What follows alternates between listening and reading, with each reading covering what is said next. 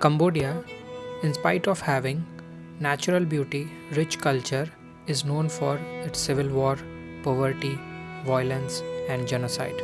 Cambodia is the fastest growing economy in Southeast Asia and third fastest growing economy in Asia. आज के इस video में हम इस फास्टेस्ट इकोनॉमी कंबोडिया की कैपिटल सिटी पेनोम पेन को एक्सप्लोर करेंगे। हम जानेंगे पेनोम पेन से जुड़ी कहानियाँ, उसकी हिस्ट्री और आज वो कैसा दिखता है।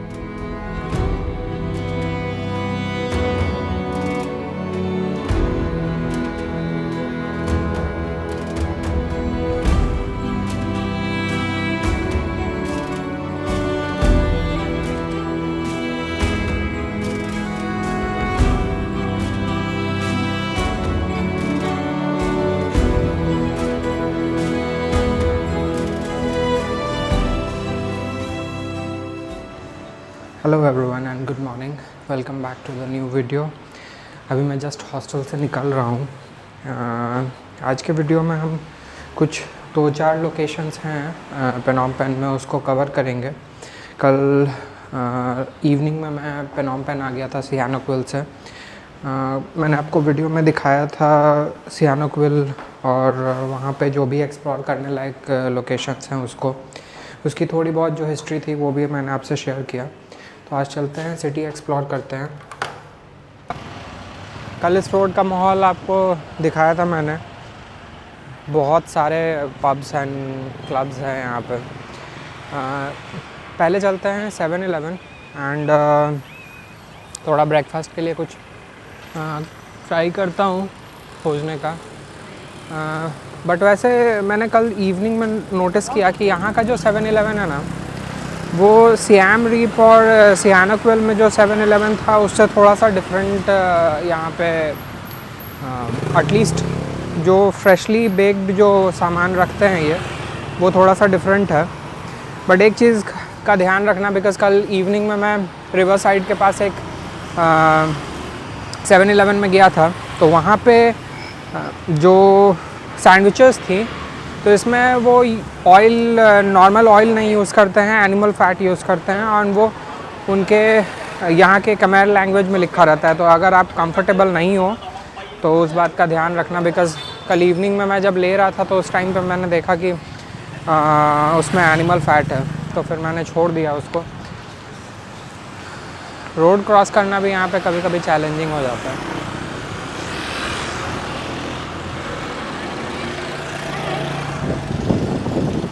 तो अभी 7-Eleven चलते हैं और उसके बाद मैं आपको इस वीडियो में पेनोम पेन के जो फेमस लोकेशंस हैं उसको एक्सप्लोर करके दिखाऊंगा।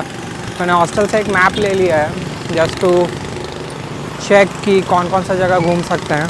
एक चीज़ का ध्यान रखिए, आज का जो वीडियो है वो मे भी हो सकता है कि कुछ लोगों को थोड़ा सेंसिटिव लगे, बिकॉज़ कंबोडिया की हिस्ट्री और पेनोम पेन की हिस्ट्री बहुत अच्छी नहीं है।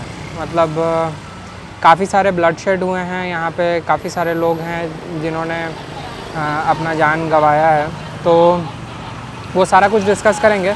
बट ऐसे लोग जिनको इस तरीके का कंटेंट, मतलब सेंसिटिव कंटेंट उतना ज़्यादा पसंद नहीं आता है, तो दे कैन स्किप। मैं वीडियो को हमेशा की तरह चैप्टर्स में डिवाइड कर दूँगा। तो एंड जिस जगह मैं अभी जाने वाला हूँ मैं स्टार्टिंग में ही मेंशन कर दूँगा कि यहाँ पे आपको इस तरीके का इन्फॉर्मेशन मिलने वाला है, तो आप चाहें तो उस चैप्टर को स्किप कर सकते हैं। तो पहले चलते हैं 7-Eleven एंड फिर उसके बाद आगे फर्स्ट लोकेशन पे चलेंगे। हेलो,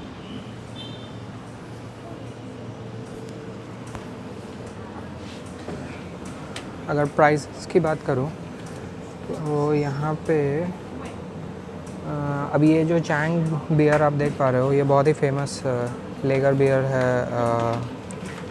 थाईलैंड की, एंड ये मिल रही है $1 की। लियो इज़ ऑल्सो फेमस बियर, ये 1.5। एंड टाइगर यहाँ की एक बहुत फेमस बियर है, 1.2 की है। हेनेकन 1.35। फिर नीचे आप जाओगे तो इस जगह की जो सबसे फेमस बियर्स हैं वो है कंबोडिया, अंकोर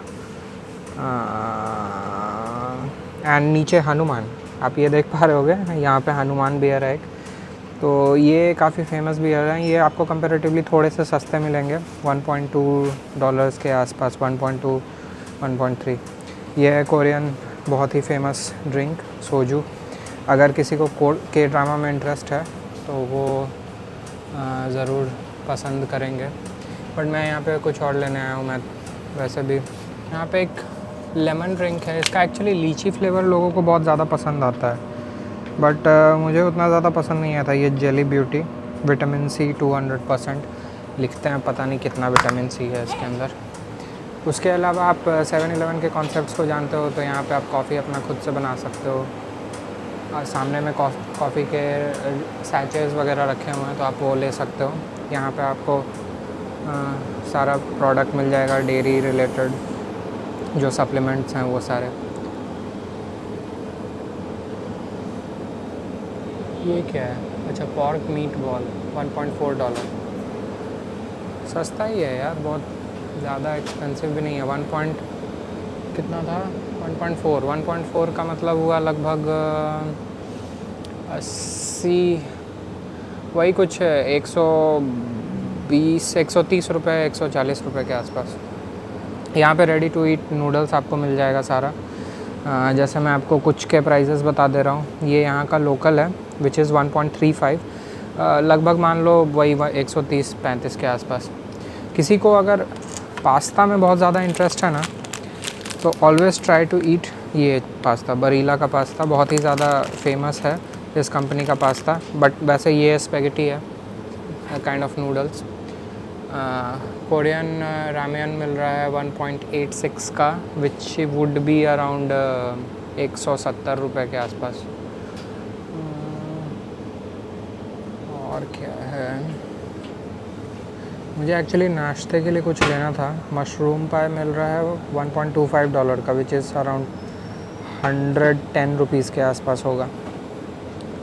दूसरे साइड चल के देखते हैं। अच्छा, एक इस बार मैं जब आ रहा था तो मैंने पानी का बॉटल ही नहीं लिया घर पे, मेरे ध्यान में ही नहीं था। अब सब जगह बॉटल ख़रीदना पड़ रहा है। यूजुअली मैं अवॉइड करता हूँ बॉटल्स, तो एक छोटी बॉटल ले लेते हैं, बिकॉज़ बहुत ज़्यादा है। बड़ा बॉटल लेके फिर घूमना डिफ़िकल्ट हो जाता है, एंड पता नहीं जहाँ मैं जा रहा हूँ वहाँ पे एंट्री में ऐसा ना हो कि बॉटल रखवा लें। ये ले लेते हैं, कितने का है। चलो, बजाज की अपनी सवारी आ गई, अब चलते हैं।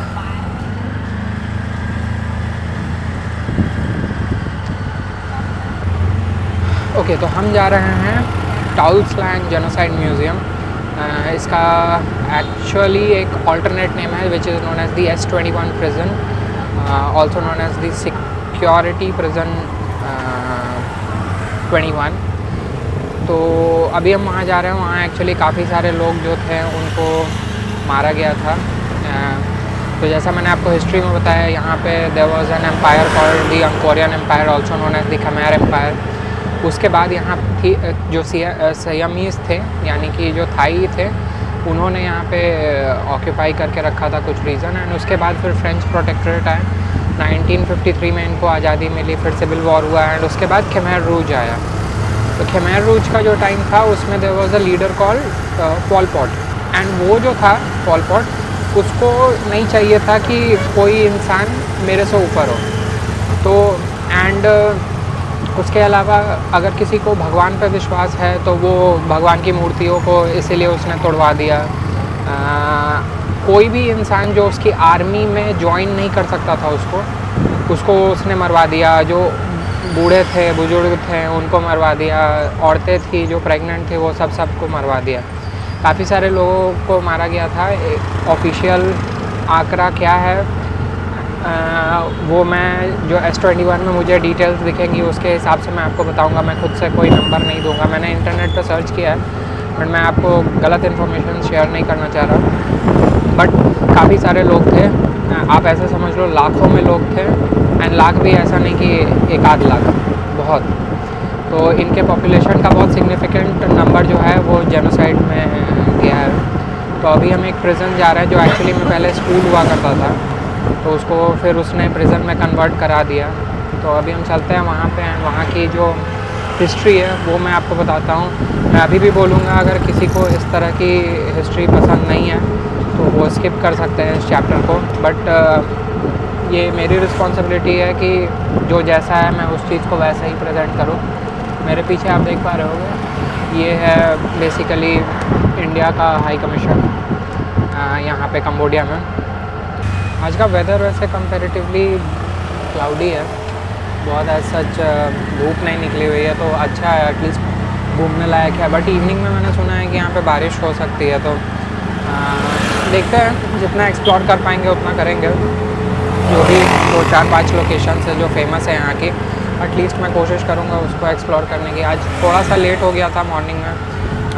मैं सुबह उठा था अराउंड 11 बजे के आसपास, तो अभी तो चलते हैं S21 एंड फिर मैं वहाँ पे आपको एक्सप्लोर करके दिखाता हूँ। यहाँ पे भी काफ़ी सारी हाई राइज बिल्डिंग है एंड काफ़ी सारी जो हाई राइज बिल्डिंग है वो एक्चुअली चाइना की जो कंस्ट्रक्शन कंपनीज़ हैं उन्होंने बनाया है।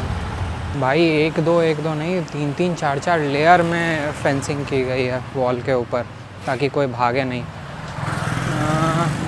कहाँ से एंट्री है इसकी देखते हैं। मैं एंटर करता हूँ एंड जो टिकट का प्राइस होगा वो भी मैं आपसे शेयर करता हूँ।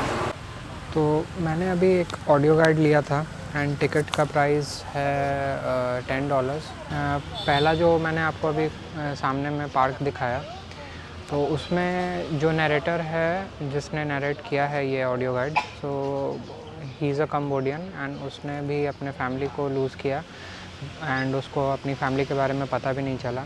मैं थोड़ा सा धीरे धीरे बोलूँगा बिकॉज़ ये वैसा जगह नहीं है एंड ऐसा माना जाता है कि यहाँ पे 12,000 से 20,000 लोग के आसपास लाए गए थे एंड उसमें से कुछ का ही मतलब कुछ के ही बारे में पता चला है, बाकियों का तो पता भी नहीं चला कि ये लोग हैं कहाँ चले गए। तो इसलिए एक फ़िक्स्ड नंबर कुछ भी नहीं है और बाकी आगे जो डिटेल्स होंगी मैं आपको शेयर करते जाऊँगा। उन्होंने बेसिकली ऑडियो गाइड के साथ साथ यहाँ पे एक मैप दिया है इस तरीके का, तो आपके लिए घूमना थोड़ा कंपैरेटिवली इजी हो जाएगा। तो चलते हैं नेक्स्ट स्पॉट पे एंड वहाँ से डिटेल्स जो होंगी वो मैं आपके साथ शेयर करता हूँ। तो ये जो 14 ग्रेव्स आपको दिखाए मैंने, ये आखिरी बॉडी थी जो इस लोकेशन पे मिली थी, तो उनको यहीं पे क्रिमिनेट कर दिया गया।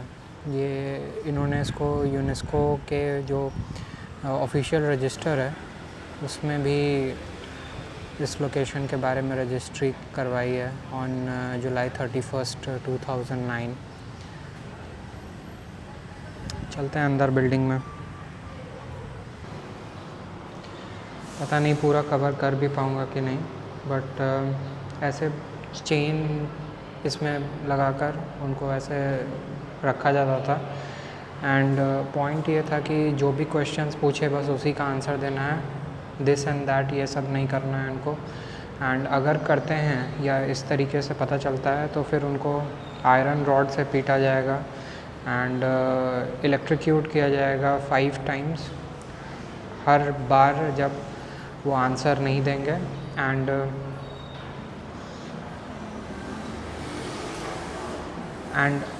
इलेक्ट्रिक्यूशन या मारने के दौरान उनको रोना नहीं है, चीखना नहीं है। ऐसा सोच के भी अजीब लग रहा है कि ये पहले स्कूल था और बहुत प्रॉपरली क्लासेस वगैरह सब कुछ हैं यहाँ पे बने हुए। एक ऐसा जगह जहाँ से एजुकेशन स्प्रेड हो रही होगी एक टाइम पे, वहाँ पे ये सब हो रहा है। मतलब एक ऐसा जगह जहाँ पे एजुकेशन स्प्रेड हो रही होगी एक टाइम पे, वहाँ ये सब हो रहा था। बाहर जो मैंने आपको बार्ड वायर्स दिखाएं, एक्चुअली में लोग जब पेन में होते थे तो वो कोशिश करते थे कि वो कूद जाएं ऊपर से, तो उसके बाद बार्ड वायर्स लगा दिया गया और फिर ऐसे छोटे छोटे टेम्पररी सेल्स बनाए गए थे। ये बेसिकली एक क्लासरूम है, मतलब ये प्रॉपर क्लासरूम है जिसके अंदर ऐसे छोटे छोटे सेल्स बनाए गए हैं। एंड सेल्स बहुत बड़े नहीं हैं, अगर मैं आपको दिखाऊँ, मतलब तो मैं घुस नहीं पा रहा इसमें, तो बस इतना ही जगह है। मतलब जितना मेरा हाथ यहाँ से आप देख पा रहे होगे, मैं अभी एक एंड पे हूँ एंड इस पॉइंट पे बस ख़त्म। बस इस तरह के दीवार जो हैं अलग अलग रूम में जो दीवार होती हैं उसमें ऐसे ब्रेक करके उसको बनाया गया है। ये सारे जो वॉल्स पे आपको मार्क दिख रहा है ना, ये एक्चुअली लोगों के ही किए हुए हैं जब वो पेन में थे। मतलब ऐसा नहीं है कि जो देखने आते हैं अभी यहाँ पे उन्होंने ऐसा मार्क करके रखा है, ये सारा उन्हीं का है। वॉल्स जो थी पार्टीशन जो रूम की होती है, तो उसमें आपने देखा होगा कि बीच बीच में ऐसे रास्ता बनाया हुआ है। वो इसलिए है ताकि गार्ड जो हैं वो एक रूम से दूसरे रूम में जा सकें।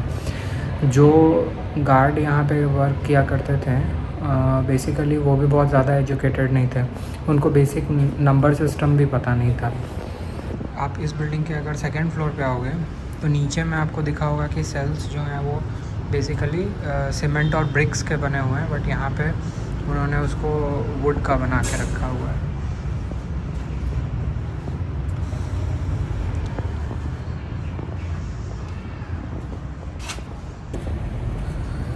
इस बिल्डिंग में तो एक्चुअली सारा कुछ ही है, जो भी सेल्स हैं और बाकी जो पेनफुल प्रोसीजर्स से उनको होके गुज़रना पड़ा है उसको एज़ इट इज़ यहाँ पे उसी तरीके से रखा गया है। यहाँ के जो सेल्स हैं, ऊपर वाले जो सेल्स हैं, ये तो नीचे से भी ज़्यादा छोटे छोटे हैं। इसमें सर्वाइवल बहुत डिफ़िकल्ट थी और ये बेसिकली उन लोगों को ध्यान में रखते हुए पॉल पॉट ने डिटेन करवाया था, बिकॉज़ उसको लगता था कि जो लोग हैं वियतनामीज़ में भी हो सकता है कि वो यहाँ के लोग उन लोगों से मिले हुए हैं या फिर यूएसए से मिले हुए हैं या फिर मे बी CIA के एजेंट हों।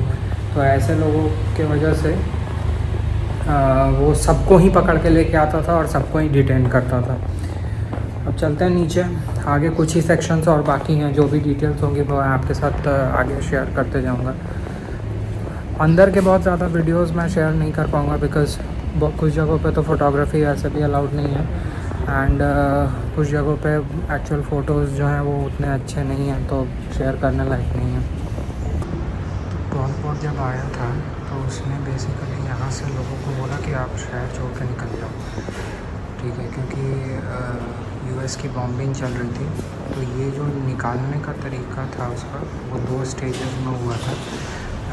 अगर मैं आपको बता पाऊँ मैप में, तो ये है बेसिकली पेनोम पेन जो कैपिटल है एंड सिमिलरली यहाँ पे भी आपको दिख रहा होगा। तो 2 स्टेजेस में उनको यहाँ से निकाल के कंट्री साइड या फिर बहुत दूर भेज दिया गया।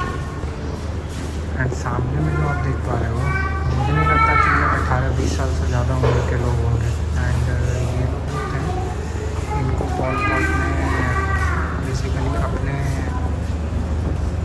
अपने आर्मी में ज्वाइन करवाया एंड उनको जो भी प्रिंसिपल्स हैं, पॉलिसीज़ हैं, वो सब सिखाया उस उम्र में, सो दैट वो उसकी बात को माने और आगे चल के उसकी आर्मी में कंटिन्यू कर सकें। यहाँ पे बहुत सारी फीमेल वर्कर्स की भी फ़ोटो हैं। ये लोग बेसिकली जो मेडिकल या फिर कुकिंग रिलेटेड जो भी स्टफ्स होते थे वो ये लोग देखते थे एंड इसमें से कुछ जो थी वो फीमेल जो यहाँ पे आती थी डिटेन होने के लिए, तो उनको शायद डिटेन भी करती होंगी। ओके, तो जो लास्ट बिल्डिंग में मैं अभी गया था वहाँ पे बेसिकली जो ओरिजिनल स्कल्स हैं या फिर जो एग्जीक्यूशन हुई है, मास जो बरियल है, वो सारे के जो फ़ोटोग्राफ्स हैं, क्या उनको किस तरीके से डिटेन किया जाता था, क्या प्रोसेस था। बेसिकली यहाँ पे एक पेंटर थे, उनको लाया गया था एंड बाद में फिर उनको छोड़ दिया गया था बिकॉज़ वो जो थे वो बहुत ही अच्छे पेंटर थे। तो यहाँ की पेंटिंग्स वगैरह बाहर दिखाने लायक बनाने के लिए उनको छोड़ा गया था। बट पॉइंट ये है कि इस जगह पे बहुत से लोगों के फिर स्कल्स वगैरह जो मिले थे यहाँ पे, जो बरी किए गए थे, तो उनके स्कल्स और किन किन प्रोसेस के थ्रू उनको डिटेन किया जाता था, वो सारा कुछ जो पेंटर थे उन्होंने पेंटिंग बनाई थी, तो वो सारा कुछ यहाँ पे डिस्प्ले में लगाया गया था बिल्डिंग D में। एंड उसके बाद जब उनको यहाँ से रिलीज़ किया गया, काफ़ी वीक हो चुके थे वो, 2011 में ही गॉट एक्सपायर्ड एंड 2011 में ही वॉज एक्सपायर्ड। उसके बाद बट यहाँ से निकलने के बाद ही वेंट बैक, वो अपने घर गए। बैटम बैंग एक जगह है सियाम रीप के पास, वहाँ से ट्रेन भी ऑपरेट होती है पनोम पेन के लिए। बट खैर पॉइंट वो नहीं है, पॉइंट ये है कि वो वापस गए वहाँ पे एंड कुछ दिनों के बाद उनको उनकी फैमिली मिली। बट सारे जो बच्चे थे उनके शायद 2 बच्चे थे, दोनों ही मारे गए। फिर बाद में उनको शायद 3 बच्चे और हुए एंड उन्होंने फिर कंटिन्यू किया अपना जीना। एंड एक और चीज़ अंदर जो मेंशन था कि जब खमेर रूज की जो अथॉरिटी है तो वो जब आई तो उन्होंने, जैसा मैंने आपको अंकोर वाट वाले वीडियो में भी दिखाया था कि जो भगवान की जो भी मूर्तियाँ थीं उसमें वो सर हटा दिया करता था। उसके अलावा सिनेमा हॉल था उसको खाली करवा दिया, जो स्टेडियम्स थे उनको सारे को अबैंडन करा दिया। उसके अलावा जो मार्केट्स हुआ करती थी या फिर जो स्टेडियम्स थे उन सबको तोड़वा दिया। उसके अलावा और भी बहुत सारे रिलीजियस स्ट्रक्चर्स थे उन सबको तोड़ दिया गया या बर्बाद कर दिया गया कम्प्लीटली। शहर में घुसने के बाद उसने सभी लोगों को यहाँ से बोला कि आप छोड़ के यहाँ से निकलो बिकॉज़ अमेरिका यहाँ पे हमला करने वाला है। बहुत से लोग तो तुरंत यहाँ से निकल के भागे आसपास के रीजन में। इनफैक्ट आसपास के जो एरियाज़ हैं वहाँ पे एक्सकवेशन के दौरान काफ़ी सारे स्कल्स मिले एंड उसी से इवेंचुअली ये बात पता चला कि यहाँ पे मास लेवल पे एग्जीक्यूशन हुआ करता था और बहुत से लोगों को एक साथ दफना दिया जाता था। तो ये है बेसिकली यहाँ की जो सच्चाई है। अब इस प्रमाइस से बाहर चलते हैं, ये पॉइंट लास्ट था एंड कंटिन्यू करते हैं एक्सप्लोरेशन ऑफ पनोम पेन। जो भी लोकेशंस होंगी आगे वो भी मैं आपको बताऊंगा। मेरा रिव्यू इस लोकेशन के लिए है कि मस्ट विज़िट करना चाहिए। जैसे मैं इंडिया में अगर फ्रीडम फाइटर्स से रिलेटेड अगर आपको कोई जगह विज़िट करने के लिए मैं रिकमेंड करूं तो वो होगा अंडमान्स में एक सेल्युलर जेल है। लोगों को विज़िट करनी चाहिए बिकॉज़ आज के शहर में ना घूमते हुए आपको बहुत सारी बिल्डिंग्स ऐसे दिखेंगी जिसका मतलब जो काफ़ी फ्रेंच जो आर्किटेक्चर होता है उससे मिलती जुलती हैं। बिकॉज़ जैसा मैंने आपको बताया 1953 से पहले ये एक फ्रेंच कॉलोनी थी, तो उसका रिजेम्बलेंस आपको यहाँ के जो रेसिडेंशियल बिल्डिंग्स हैं जो पुरानी हैं काफ़ी, उनमें देखने को मिलेगा। तो अभी इसके बाद हम जा रहे हैं, एक मार्केट है यहाँ पे आगे, रशियन मार्केट, ज़्यादा डिस्टेंस पे नहीं है तो पहले वहाँ जा रहा हूँ। मुझे एक्चुअली इस लोकेशन के बारे में, ये जो जेनोसाइड म्यूज़ियम है, इसके बारे में पता चला था 2017 में एक मूवी आई थी जिसको एंजेलिना जोली ने डायरेक्ट किया था, they killed my father I guess. मैं उस मूवी का नाम भी मेंशन कर दूंगा डिस्क्रिप्शन में, नेटफ्लिक्स पे अवेलेबल है शायद, आप उसको देख सकते हैं। उसमें एक लड़की ने अपनी स्टोरी बताई है, how she felt during the times of Khmer ROUGE.